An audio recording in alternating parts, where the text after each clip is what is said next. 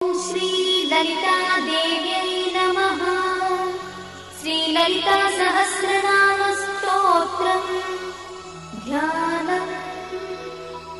अरुणां करुणातरङ्गिताक्षीं धृतपाशाङ्कुशपुष्पबाणचापाम् अणिमाधिविरावृतां मयूखैः अहमित्येव विभावये Bhavani.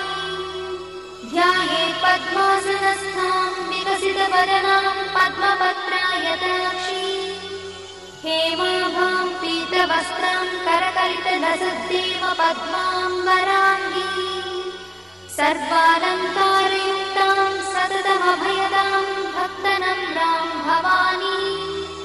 श्रीविद्यां शान्तमूर्तिं सकलसुरक्तां सर्वसम्पत्प्रदात्री